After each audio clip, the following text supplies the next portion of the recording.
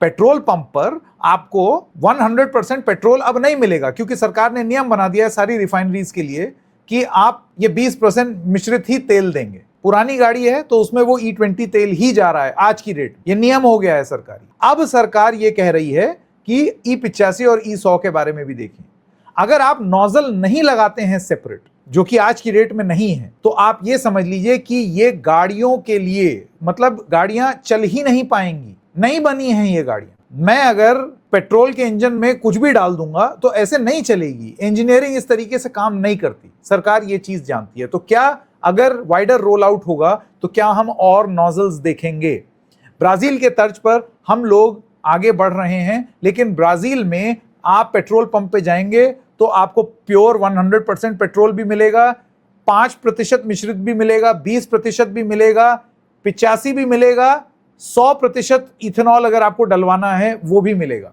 सारे फ्यूल्स के नोजल्स अलग अलग हैं, हमारे यहां नोजल अलग नहीं है। नोजल अलग बनाए जा सकते हैं क्योंकि एक्स्ट्रा प्रीमियम बोल करके नोजल अलग होता है, हाई ऑक्टेन बोल करके नोजल अलग होता है।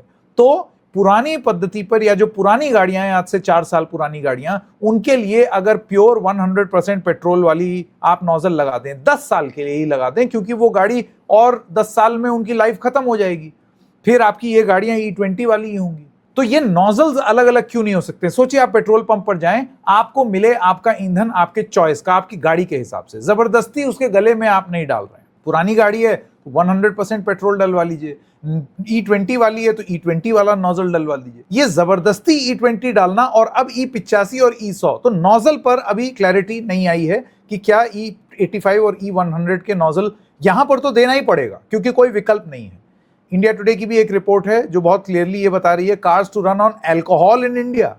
क्या अब अल्कोहल पर गाड़ी चलेगी? ड्राफ्ट नियम, ड्राफ्ट रूल 85% इथेनॉल के लिए अब सरकार लाने वाली है। बहुत क्लियर है, ये बहुत क्लियर है, ये आने वाला है।